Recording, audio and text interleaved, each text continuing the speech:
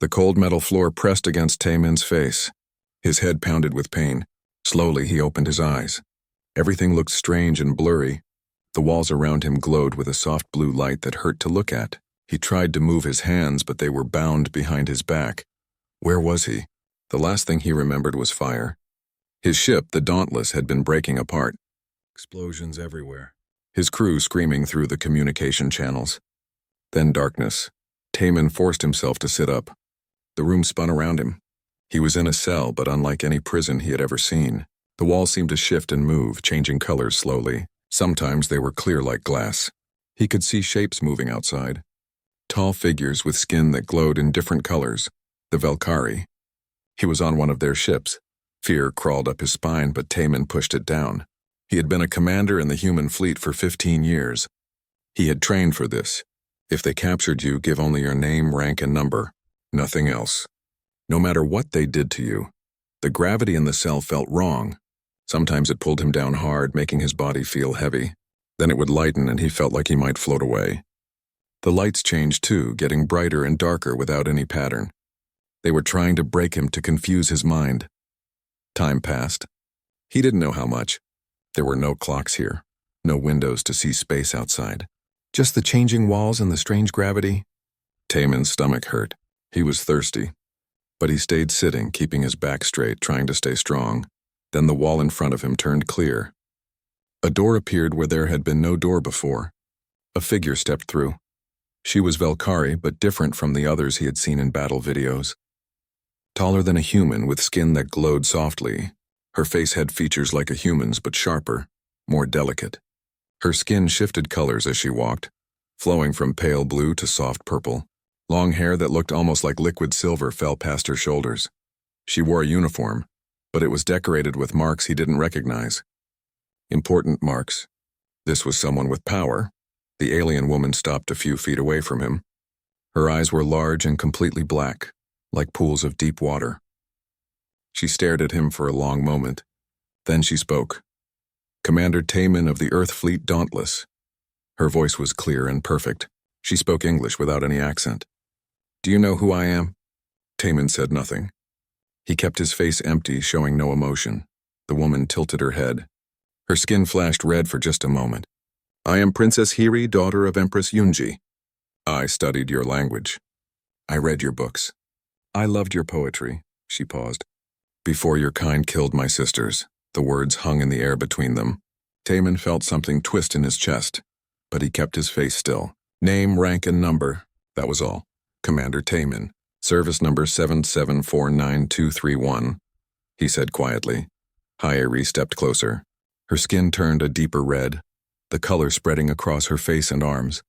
Service number, how cold? How human? She circled around him slowly. Do you want to know how my sister Sua died? Your ships fired plasma torpedoes into her vessel. The core breached. She burned alive, Commander. It took 3 minutes. Taemin closed his eyes for a second, then opened them again. He stared straight ahead. Minseo was my second sister, a fighter pilot. One of your mines disabled her ship. She drifted in space for 2 days before her air ran out. She sent messages home, begging for someone to save her. No one came. Hiri's voice grew harder. And Nari, sweet Nari, she was only 16 in your years. The Titan Station mines vaporized her instantly. We never even found her body. The Titan Stations. Taemin had helped design those defenses. They had been his idea. Nari loved Earth poetry, Hiri continued. She read your Emily Dickinson over and over. She wanted to understand humans. She thought maybe we could find peace. The princess stopped in front of him again. Her skin was burning bright red now. She died believing in peace with your kind. Something broke inside Taemin. He didn't mean to speak. The words just came out. Hope is the thing with feathers, he whispered. That perches in the soul, and sings the tune without the words, and never stops at all. Hiri froze. Her skin flickered, the red fading to confused purple and blue. She stared at him. That was Nari's favorite poem, she said softly. My daughter loved it too, Taemin heard himself say. Jiwoo, she was 8 years old. She used to read it every night before bed. His voice cracked. She died in your counterattack after we activated the Titan stations. Silence filled the cell. Hiri's skin shifted through colors rapidly. Purple, blue, green, colors he couldn't name. She seemed to be struggling with something. "We both lost," she finally said. Her voice sounded different now, softer. "We both lost children to this war." Taemin looked up at her for the first time. Really looked at her. Behind the alien features, behind the glowing skin and black eyes, he saw something familiar. Grief. Pain. The same things he carried every day. Yuri turned away quickly. "I will return tomorrow, Commander. You will tell me where your fleet is hiding. You will tell me your defense codes. You will tell me everything." She walked toward the door. At the doorway, she stopped. Without looking back, she spoke in her own language to someone outside. Taemin didn't understand the words, but he had learned a few Velkari terms from intelligence briefings. One word he caught clearly: mercy. A few minutes later, a guard brought water and food. Real food, not the nutrient paste they usually gave prisoners. The gravity in the cell stabilized. The lights stopped changing so much. Taemin sat in the dim, steady light. He drank the water slowly. His hands were still bound, but someone had loosened the restraints. He could move his fingers now. He thought about Jiwoo. Her small face, her bright eyes, the way she stumbled over the big words in the poem. He thought about Princess Hiri's sisters, 3 of them, dead because of weapons he had helped create. And he thought about the princess herself, the way her skin had changed colors when he spoke the poem, the crack in her voice when she said they had both lost. This was the enemy. This was what he had been fighting for 15 years. But sitting in that cell, drinking water she had ordered given to him, Taemin felt the first crack in the wall of certainty he had built around himself. Maybe the enemy was more complicated than he had been taught to believe. Maybe she was just another person who had lost too much. Outside the cell, he could hear footsteps, guards changing shifts, ship systems humming. Somewhere on this vessel, Hiri was probably thinking about their conversation too. Taemin lay down on the floor. The metal was still cold, but not as cold as before. He closed his eyes and tried to sleep. Tomorrow she would come back. Tomorrow the interrogation would continue, but something had shifted between them. A small crack in the wall that separated enemies. Through that crack, something unexpected might grow. Understanding, maybe. Or something even more dangerous, hope. 3 weeks passed. Taemin counted the days by the meals they brought him. 2 meals meant 1 day. He scratched marks into the floor with a piece of loose metal he had found, hiding them under his body when guards came. Princess Hiri came every night. At first, she asked questions about the human fleet. Where were the other ships hiding? What were the defense codes? How many soldiers did Earth have left? Taemin gave her nothing, just his name, rank, and service number, over and over. But something strange was happening. The interrogations were getting longer. They talked about other things, books, music, what their worlds looked like before the war. Hiri told him about the twin moons of her home planet. Taemin described the ocean near where he grew up. She brought him better food. Real meals that tasted like something instead of the bland paste. She adjusted the temperature in his cell. The gravity stopped changing. The light stayed steady. "Why are you being kind to me?" Taemin asked one night. "I helped kill your sisters." Hayeri's skin flickered orange and blue. "I don't know," she admitted. "At first I wanted you to suffer. I requested this assignment. I wanted to be the one to interrogate you specifically." She looked away. "But then you spoke that poem. You told me about your daughter. And I realized something." "What?" "You're not a monster. You're just a father who lost his child. Like I'm a sister who lost her siblings. The war made us enemies, but maybe we're not so different." On the 21st day, Hiri brought something new. A data pad. Thin and glowing with Velkari symbols that slowly transformed into English words as she touched it. "I want to show you something," she said, "but you must promise not to tell anyone what you see." Taemin hesitated. This could be a trick, but curiosity won. He nodded. He reactivated the pad. Images appeared. Documents, communications between human government officials. Messages between military leaders. Dates and times from before the war started. "Read this one," she said, pointing to a message dated 5 years ago. Taemin read. The message was from a human admiral to several politicians. It talked about how the colonies were getting too independent, how Earth was losing control, how they needed something to unite humanity again. A common enemy, a threat from outside. The Velkari were mentioned by name. They were expanding into nearby space, looking for new homes because their star was dying. The message suggested making them look dangerous, provoking them, starting a conflict that would bring all of humanity back under Earth's control. This can't be real, Taman whispered. But even as he said it, he knew it was.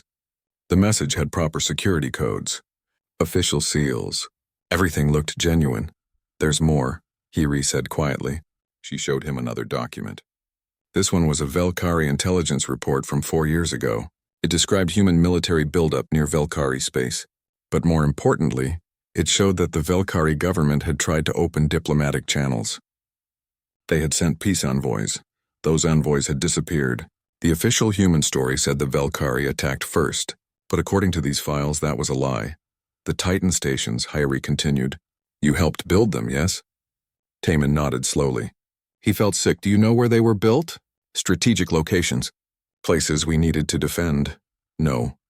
Hiri's voice was gentle but firm. They were built on Velkari colony worlds.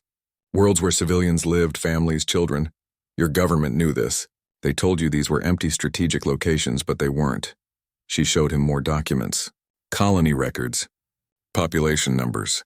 Images of settlements that had existed on those worlds before the Titan stations were built. Before humanity claimed them as their own territory. Taman's hand started shaking. The datapad fell from his grip. All those years. All those battles. The Titan stations had been his proudest achievement. They had saved humanity, he thought. They had held back the alien invasion, but it had all been built on lies. The Velkari weren't invaders. They were refugees looking for new homes, and when they found those homes occupied by human military installations, they had fought back. Of course they fought back. What else could they do? My daughter, Taman said. His voice sounded strange to his own ears. Jiwoo died because of a lie? Hiri knelt beside him. Her skin was a soft, sad blue. She didn't touch him, but she was close. Very close. My sisters died because of lies too, she said. Both sides have been manipulated. Both sides have people in power who wanted this war, who needed it. Taman looked at his hands. These hands had drawn up the plans for the Titan stations. These hands had typed the orders that sent young soldiers to die. These hands had held his daughter for the last time before she got on that transport to the safe zone. The safe zone that wasn't safe at all of it. All the death, all the pain, built on lies. He didn't realize he was crying until Hiri reached out slowly. Her hand hovered near his shoulder, asking permission. He nodded slightly. She touched him. The feeling was strange. Warm. But more than that, he could feel emotions flowing from her touch. Not words exactly, but feelings, sadness, understanding, shared grief. It was like she was showing him that he wasn't alone in his pain. This is how my people communicate deep feelings, Hiri explained softly, through touch. I've been holding back around you because I didn't want to overwhelm you. But I think maybe you need to know you're not alone. They sat like that for a long time, the princess and the commander. The enemy and the prisoner. Two people broken by the same war, discovering they had more in common than they ever imagined. Finally, Taman spoke. His voice was rough from crying. What happens now? Hiri withdrew her hand slowly. My aunt, Admiral Bora, is the commander of this ship. She reports directly to my mother, the Empress. They've given me 1 week to get information from you. After that, and she paused. After that, you'll be executed. 1 week. Yes, but Taman, I don't want military secrets from you. I want something else. Something more important. What? She stood up and looked down at him. Her skin shifted through colors as she thought. I want to end this war. I think you might want that too now. But we can't do it alone. We need proof. We need evidence that both sides can see. Evidence that this whole war was manufactured. Your government will call it fake propaganda. Maybe. But there are good people on your side. People who want peace. If we can reach them, if we can show them the truth, maybe we can stop more children from dying. Taemin thought about Jiwoo. About all the other children on both sides who had lost their lives. About Hiri's sisters. About the lies that had stolen so much from so many. I'll help you, he said. But I don't know how. I'm a prisoner on your ship, Hiri smiled. It was the first time he had seen her smile. It made her look younger, less burdened. Let me worry about that. For now, rest. Tomorrow we start planning. After she left, Taemin lay in the darkness of his cell. His world had been torn apart and rebuilt in a single conversation. Everything he thought he knew was wrong. Everything he had fought for was based on lies, but maybe, just maybe, he could help make it right. Maybe he could help end the war that had taken his daughter and Hiri's sisters. It wouldn't bring them back. Nothing could do that. But it might stop other families from feeling this same pain. That was something.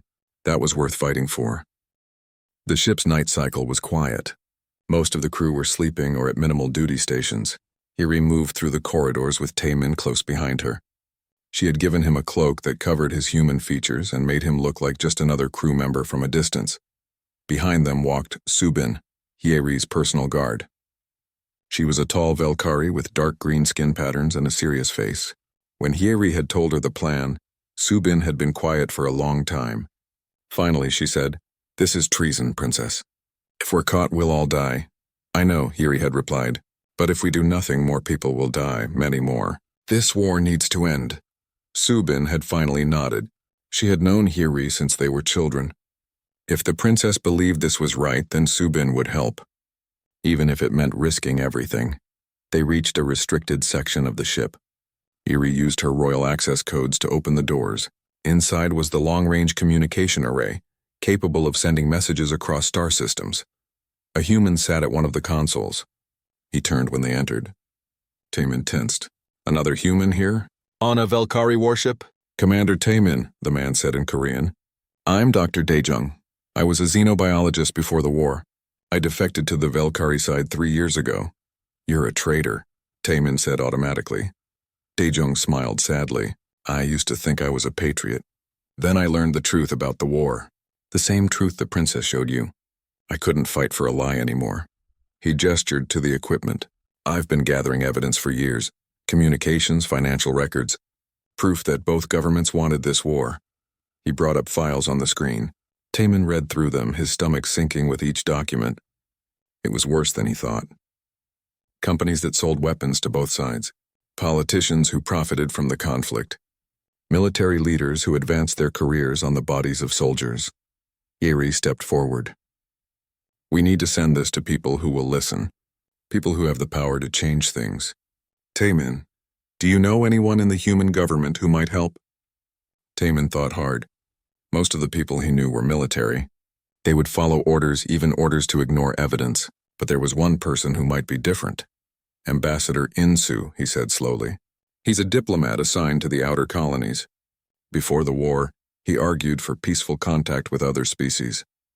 The military shut him down, but he never stopped believing in diplomacy. If anyone would listen, it would be him." "Can you reach him?" Hiri asked. "Maybe. The communication has to be encrypted. If the military intercepts it, they'll destroy the evidence and probably kill him." Daejung nodded.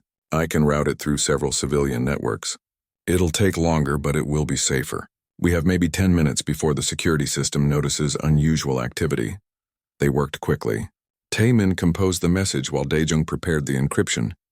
Hiri and Subin watched the door, ready to alert them if anyone approached. In the small space, Taemin became very aware of Hiri next to him. He could smell something like flowers coming from her skin. When she leaned over to look at the screen, her arm brushed against his. The touch sent that same warm feeling through him, along with emotions he couldn't quite name. She caught him looking at her. Her skin flushed with soft pink color. She didn't move away. "Almost done," Daejung said, attaching the files now. "This is everything. 3 years of evidence, and send it," Taemin ordered. Daejung pressed the final key. The message began transmitting. On the screen, a progress bar slowly filled, then alarms started blaring. "Security breach detected," a computerized voice announced in Velkari. "Communications deck. Armed response deploying." "We need 30 more seconds," Daejung said, his fingers flying over the controls. "The encryption isn't complete. If they cut us off now, the message will be corrupted." Heavy footsteps pounded in the corridor outside. Subin drew her weapon and positioned herself at the door. 20 seconds, Daejung said. The door exploded inward. Velkari security forces poured through, weapons raised. Leading them was Captain Kyung-soo, the ship's security chief.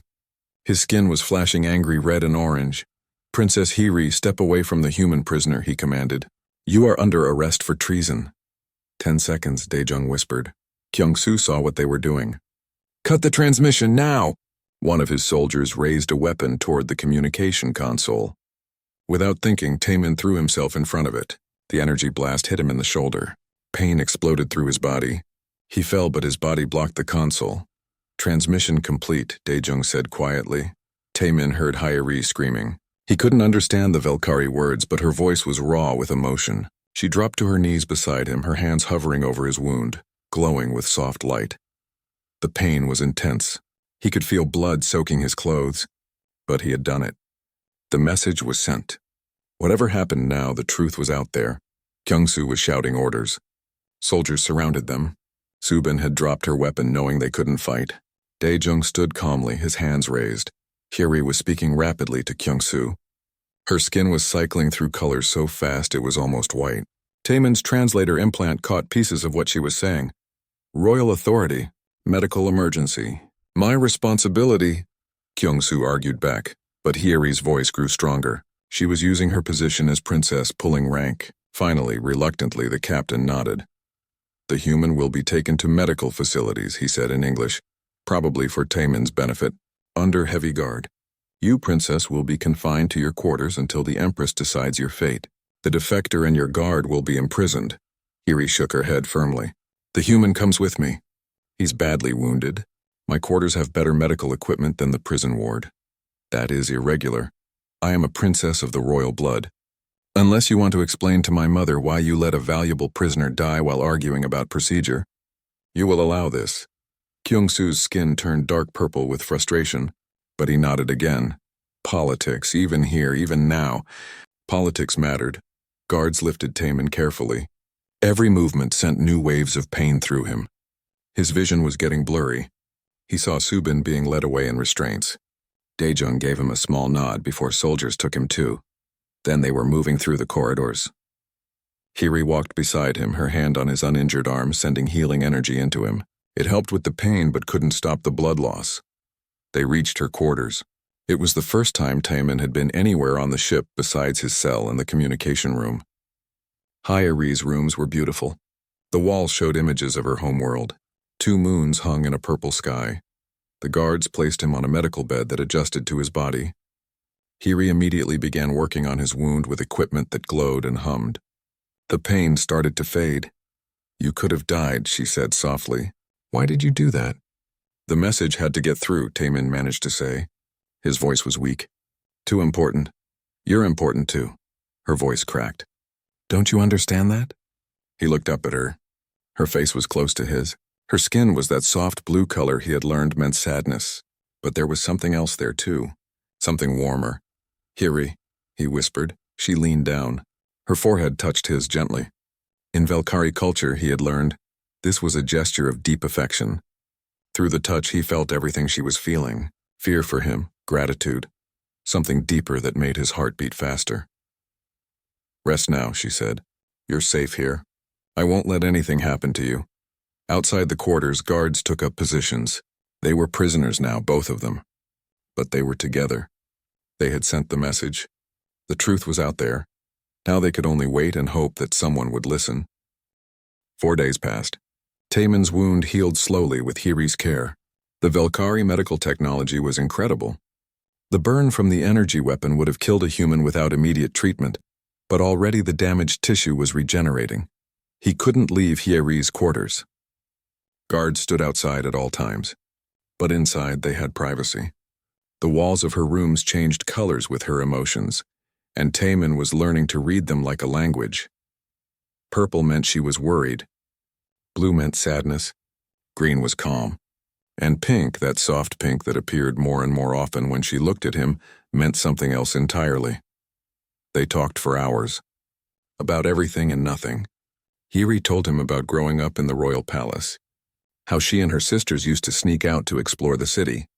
How Nari had been the brave one, always leading them into trouble. Taemin shared memories of Jiwoo.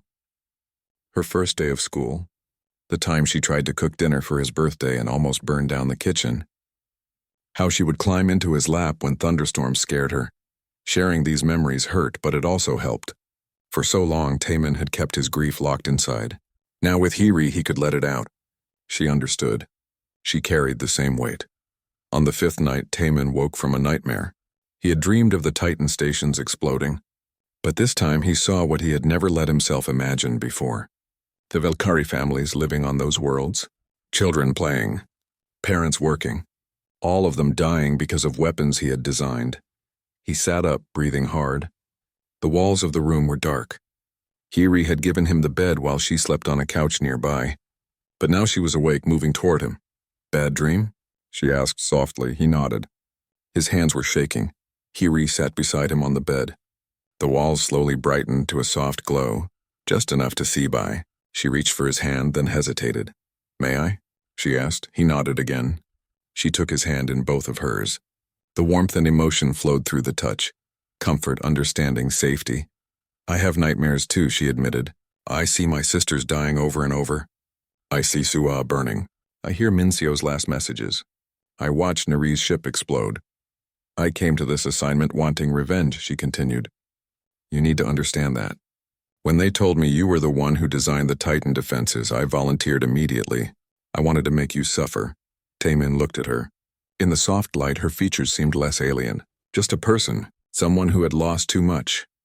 "But then you quoted that poem," Hiri said. "And you told me about your daughter.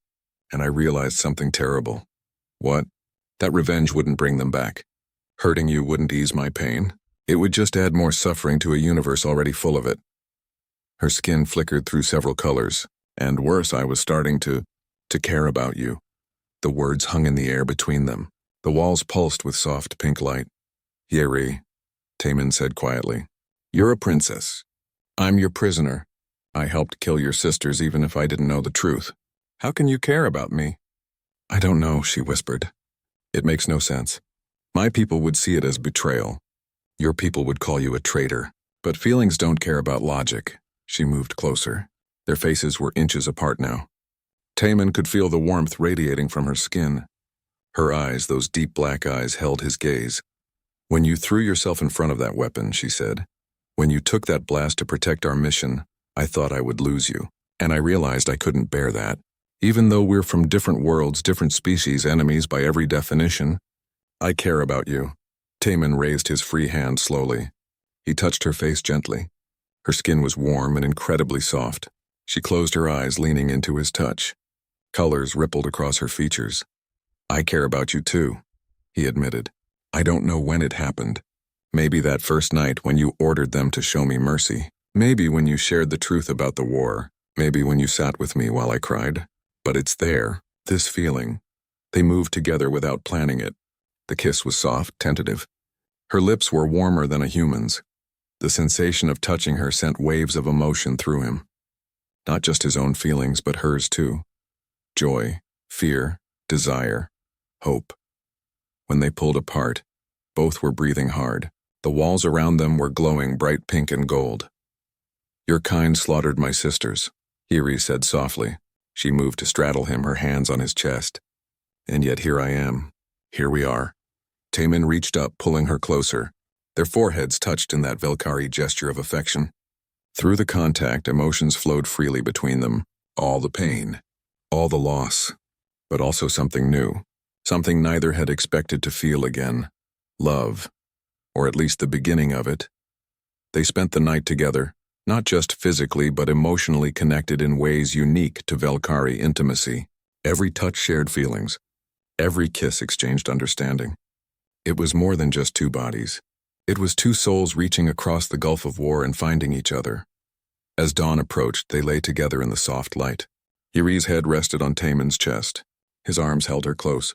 The walls around them cycled through peaceful colors. "What happens next?" Taemin asked quietly. "I don't know," Hiri admitted. "The message is out there. Maybe Ambassador Insu received it. Maybe he's already working on a response. Or maybe it was intercepted and destroyed. And us?" She lifted her head to look at him. Her skin was soft blue now. That color he knew meant sadness.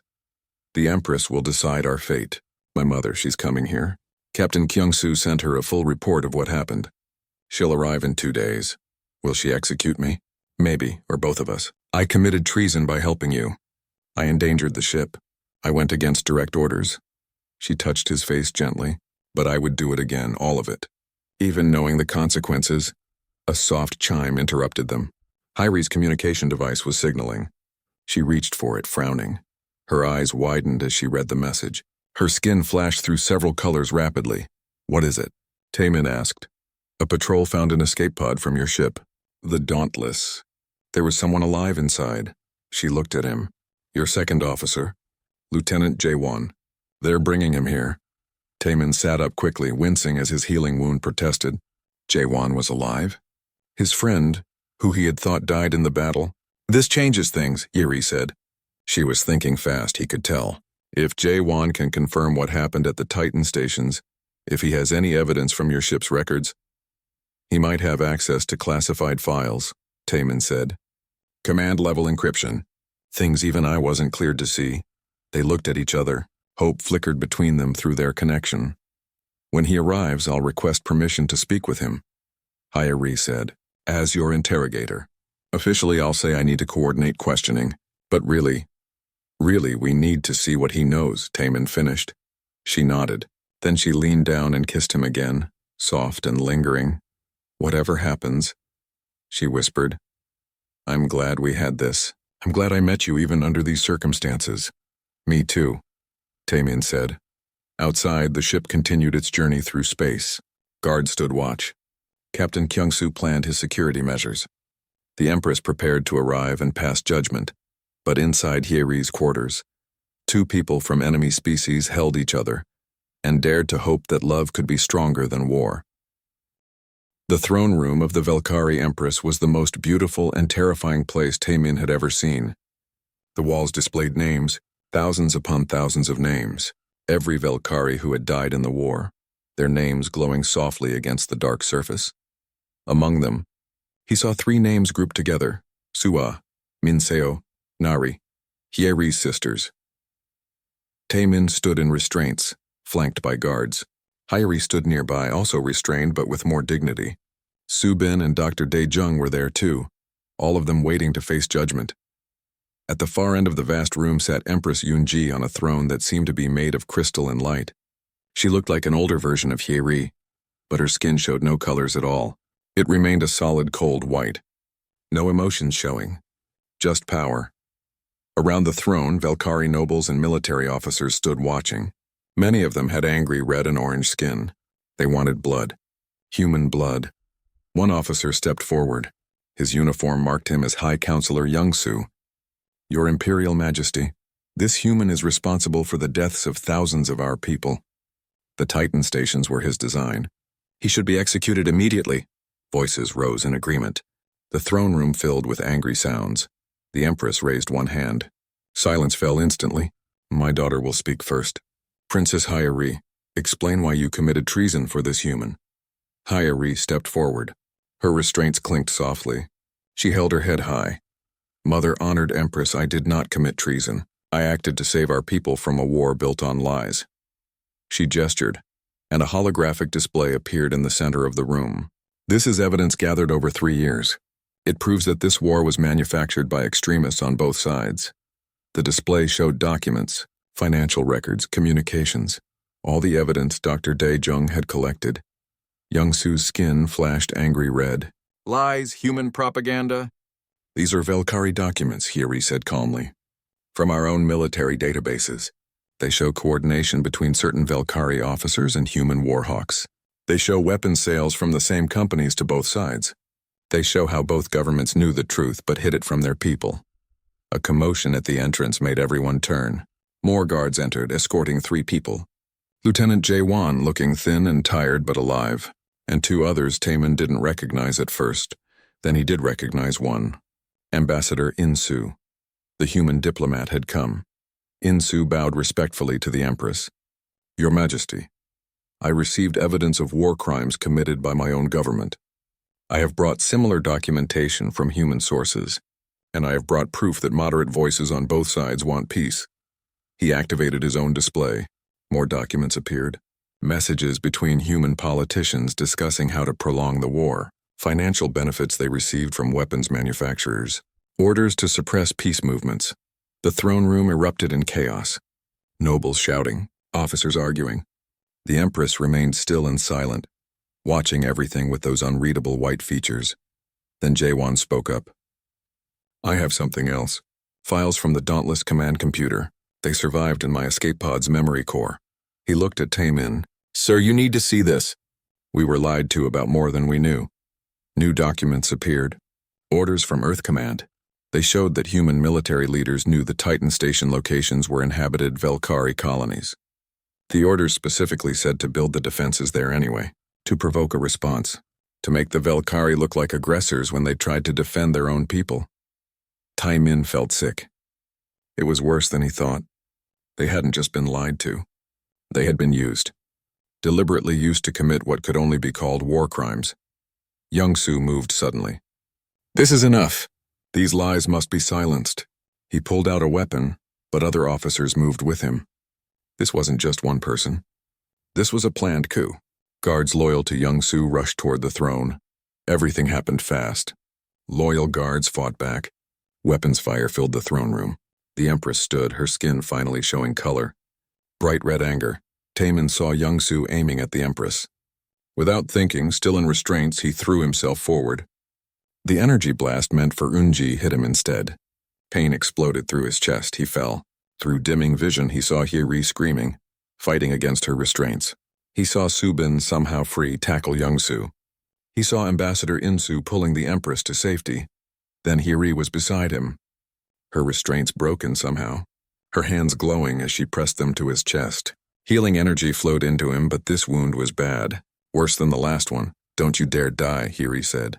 Tears ran down her face, glowing as they fell. Don't you dare leave me. Had to, Taemin whispered. She's your mother. The fighting ended. Young-soo and his conspirators were subdued. The throne room was a mess of broken equipment and injured people. But the coup had failed. Empress Eunji approached. She looked down at Taemin, at her daughter desperately trying to save him. Her skin slowly changed from red to blue to soft purple. Get him to medical facilities, she ordered. Use everything we have. I will not have it said that someone who saved my life died for lack of care. Guards lifted Taemin carefully. Hyeri stayed with him, her hands never leaving his body, constantly channeling healing energy. As they carried him out, he heard the Empress speaking to Ambassador Insu. We will talk, Ambassador, about peace, about truth, about ending this war before it destroys us both. Then darkness took Taemin and he knew nothing more. He woke in a medical facility. Advanced equipment hummed around him. His chest ached, but he was alive. Somehow impossibly alive. Hyeri sat beside his bed. She looked exhausted. Her skin was pale, drained of color. She had used too much of her own energy to heal him. Hey, he said softly. Her eyes opened. Relief flooded her features and her skin bloomed with color. Pink and gold and bright blue all at once. You're awake, she breathed. I was afraid. He reached for her hand. Their fingers intertwined. What happened? He asked. Young-soo and 15 other conspirators are in custody. They were working with human extremists. Both sides had people who wanted the war to continue. But now everyone knows the truth. She smiled weakly. My mother has agreed to peace talks, real ones. Ambassador Insu is coordinating with moderate human leaders. And us? Hyeri's smile grew stronger.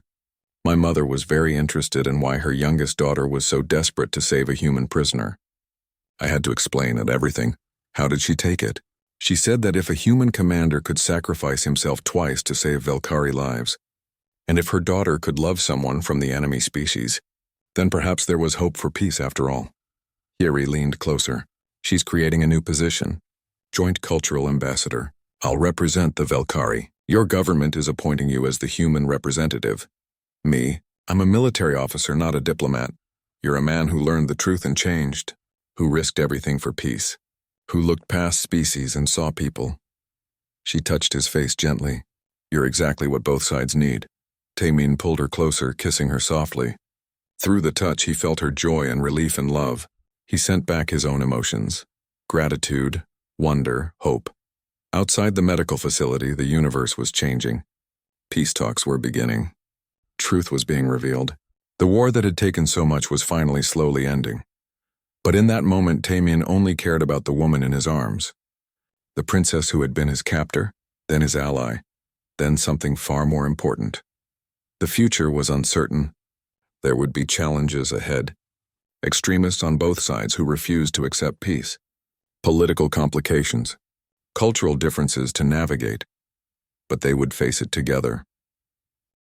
The space station hung at the border between human and Valkyrie space. It was neutral territory built specifically for the peace negotiations. Ships from both sides docked at opposite ends, their weapons powered down but ready. Trust was still fragile.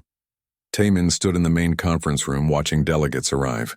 Humans on one side, Valkyrie on the other, everyone eyeing each other with suspicion. 3 months had passed since the throne room. 3 months of recovery, preparation, and growing resistance to peace. The revelation of the conspiracy had shocked both governments, but it hadn't made peace easy. Too many people had lost too much. Too much anger remained. Hyeri entered from the Valkyrie side. She wore formal diplomatic robes that shimmered with embedded lights. When she saw Taemin, her skin flickered pink for just a moment before she controlled it. They had to be professional here, but it was hard. Every time he saw her, Taemin wanted to hold her, to touch her and feel that emotional connection they shared. Being apart was painful in ways he hadn't expected. The negotiations began badly. Human General Seung-ho slammed his hand on the table. You want us to abandon colonies we have held for decades? To just give them back to the Valkyrie? Millions of humans live on those worlds. A Valkyrie counselor named Mireille responded with equal anger. Those were our worlds first. Your kind invaded and built military installations on civilian colonies. We have every right to demand their return. Back and forth it went.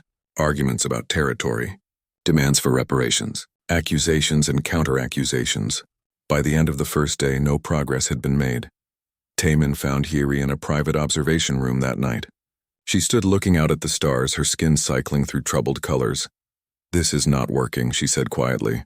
They are not here to make peace. They are here to win. He came up behind her, wrapping his arms around her waist. She leaned back against him with a sigh of relief. The emotional connection flowed between them. Comfort, understanding, love. We knew it would be hard, he said. It is worse than hard. It is impossible. Seung-ho lost his entire family to Valkyrie attacks. Mireille's brother was executed for war crimes. How do we bridge that kind of pain? The same way we did. By seeing each other as people, not enemies. She turned in his arms to face him. Her skin was that sad blue color. They call you a traitor, you know. I hear what your people say about you. That you have been corrupted. That you have betrayed humanity. And your people say you have dishonored your family. That you have forgotten your sisters. They stood holding each other, two people caught between worlds, neither fully trusted by their own sides, both seen as symbols of something most people were not ready to accept. The breakthrough came on the 5th day. Jaewon and Subin, working together, presented new evidence. They had tracked financial records showing continued conspiracy. The same people who started the war were still trying to sabotage peace. Weapons manufacturers on both sides. Politicians who profited from military spending. Officers whose careers depended on continued conflict. A whole network of people who needed the war to continue. But more importantly, Jaewon and Subin showed something else. Messages between extremist groups planning attacks. Plans to sabotage the peace talks. Proof that the real enemy was not the other species, but those who wanted to keep them fighting. General Seung-ho stared at the evidence. His face was pale. These messages, some of them are from officers in my own command structure. Mireille's skin was dark purple with shock, and these are from Valkyrie counselors I work with daily. The room fell silent. Everyone was processing the implications. The conspiracy was bigger than they thought. It went deeper. Both sides had been manipulated for years. Then something unexpected happened. General Seung-ho stood up. He looked at the Valkyrie delegates. I have spent 5 years hating your kind, he said quietly. My wife, my children, my parents. All dead because of this war. I wanted nothing more than revenge. But revenge against who? Against soldiers who were lied to just like we were? Against civilians who had nothing to do with military decisions? He gestured to the evidence. The people who killed my family are the same ones who killed yours. The ones who started this war for profit and power. They are the real enemy. And if we keep fighting each other, they win. Mireille stood as well. Her skin was conflicted colors shifting between red anger and blue sadness. My brother was executed for war crimes. He bombed a human civilian transport. Killed hundreds. Her voice shook, but I learned he was following orders from officers who promised him it was a military target.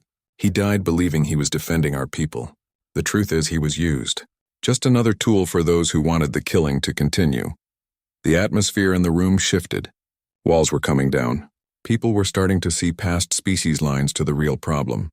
Taman spoke up. We are proposing joint tribunals. War criminals from both sides tried together. No protecting our own. If someone committed crimes, they face justice regardless of species. Yeri added, and shared administration of disputed territories. Humans and Velkari living together, learning from each other, proving that coexistence is possible. Over the next week, a framework emerged. Not perfect, full of compromises that neither side liked completely, but workable. A foundation for peace. The treaty was signed on the 14th day. Humans and Velkari leaders stood together, putting their marks on the document. It was historic, unprecedented. The end of a war that had cost millions of lives, but not everyone was happy. In the crowd of observers, Taman saw faces twisted with anger. Both human and Velkari, people who would never accept peace, who would keep fighting in the shadows. Security reported increased chatter among extremist groups. Plans were being made. Attacks were being organized. The official war might be ending, but another kind of war was beginning. That night, Taemin and Hyeri stood on the observation deck. Far below, they could see ships from both sides beginning to depart. The peace talks were over. Now came the hard part. Actually building peace. Are we going to survive this? Hyeri asked. Not just us personally, but what we represent. Can people really learn to see past species?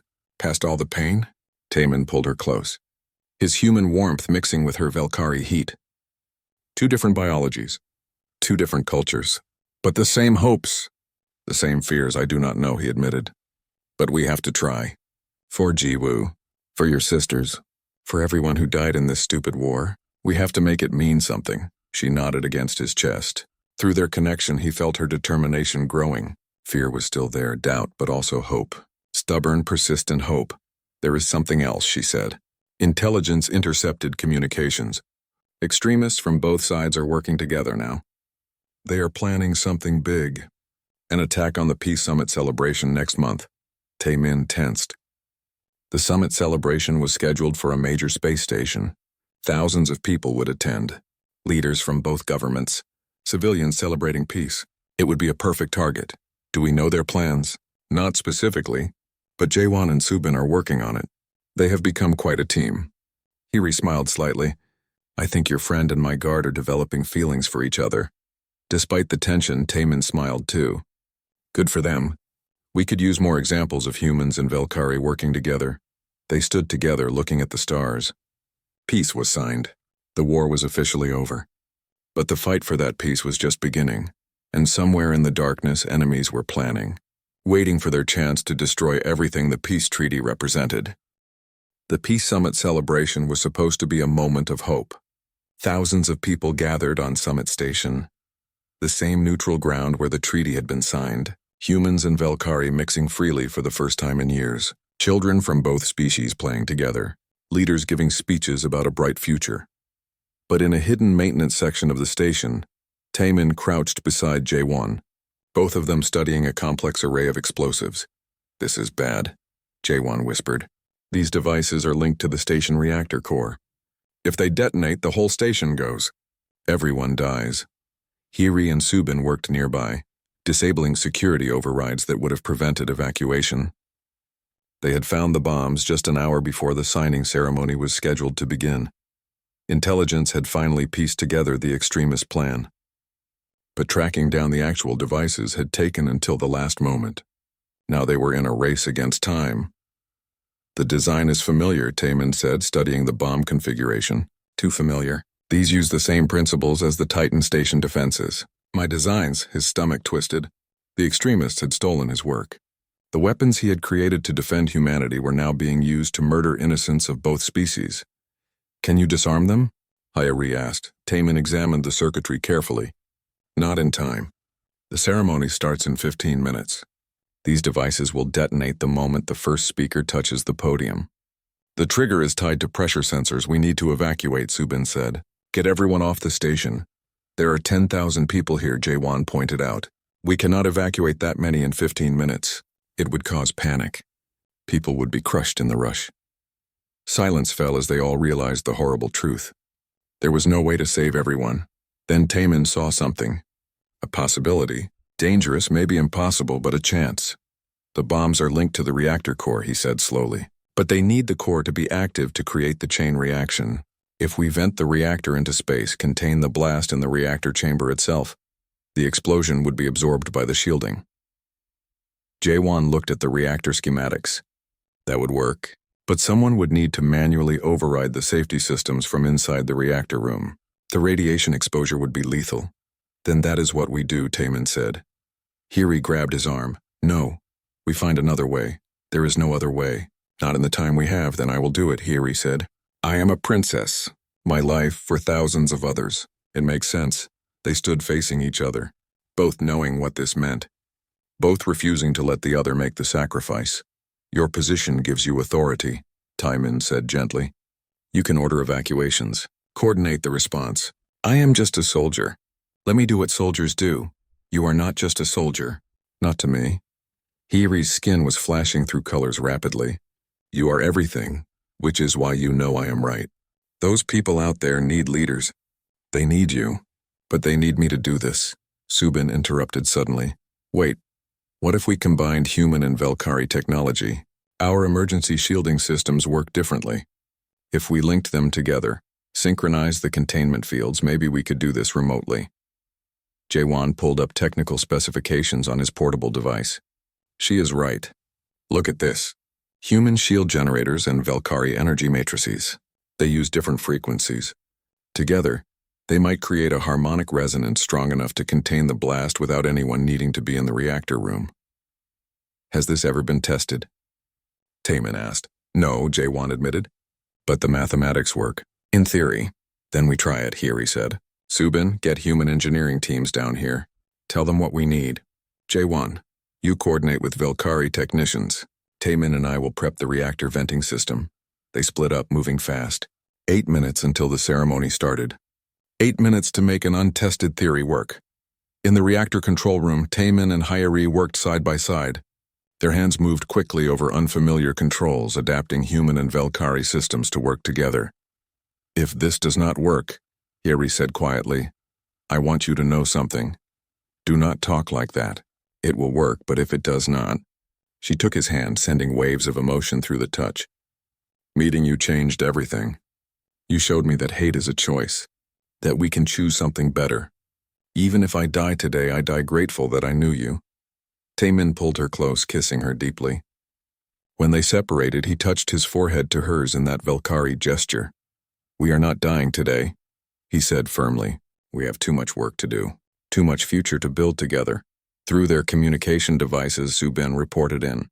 Human teams in position. Shield generators linked, J1 followed. Velkari energy matrices synchronized. We are ready. 3 minutes to ceremony start. Taemin looked at Hiri. She nodded. Together, they activated the sequence. The reactor began venting. Energy levels dropped. The bombs tied to the reactor output started their countdown. In the ceremony hall above, the first speaker approached the podium. The pressure trigger activated. The bombs detonated. For a moment, everything was light and sound. The station shook. Alarms blared. Then the combined shield systems engaged. Human and Velkari technology working as one. The explosion was contained, channeled harmlessly into space through the vented reactor. In the control room, Taemin and Hyeri held on to each other as the shaking subsided. Slowly, the lights came back on. Emergency power kicked in. Status display showed green across the board. It worked, Hyeri breathed. We did it. No casualties reported, Subin's voice came through. The ceremony hall felt the shaking, but everyone is safe. Station integrity holding.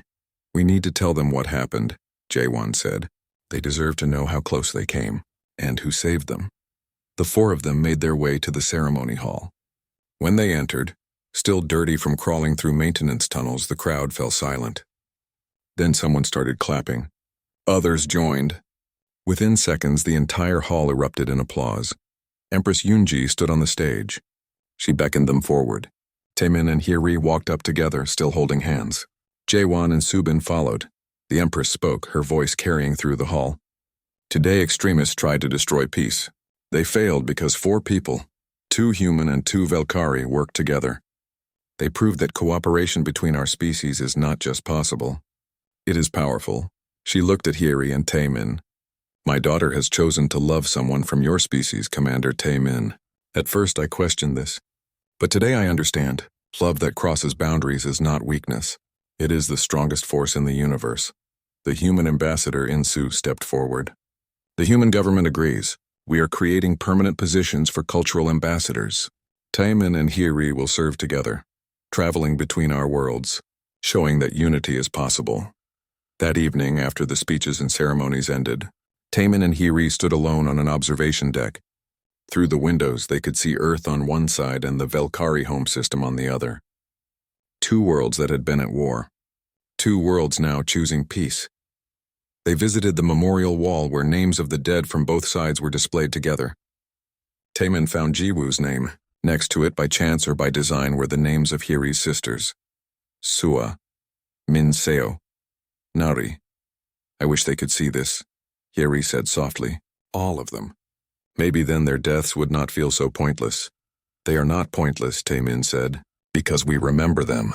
Because we work to make sure no one else has to lose what we lost. That gives meaning to their lives. They received word that their new ship was ready, the Harmony designed by both species working together. It would be their home as they traveled between worlds, building bridges, teaching understanding. On the bridge of the Harmony, Taemin and Hiri stood side by side. Through the windows, stars stretched infinitely in all directions. No longer battlegrounds, just possibilities. The future would not be easy. Extremists still existed. Old hatreds would take generations to heal. Some people would never accept peace between humans and Velkari. But there were also people like Jaewon and Subin, who stayed on Summit Station to run joint security operations. Like Dr. Daejung, who started a school teaching both species cultures. Like General Sung Ho, who used his influence to promote cooperation rather than conflict. Change was possible. Peace was possible. Not because it was easy, but because people chose to work for it. Ready? Hiri asked, her hand resting on the ship controls. Taemin took her other hand in his. Through their connection, emotions flowed. Hope, determination, love, ready. The Harmony jumped to hyperspace, carrying two people who had been enemies and became something far greater. Ambassadors, partners, proof that even the deepest wounds could heal. That understanding could overcome hatred, that from the ashes of war something beautiful could grow. The war was over. The work of peace had just begun. And somewhere in the universe, in the space between stars, two different species were learning to see each other not as aliens or enemies, but simply as people. That was enough. That was everything.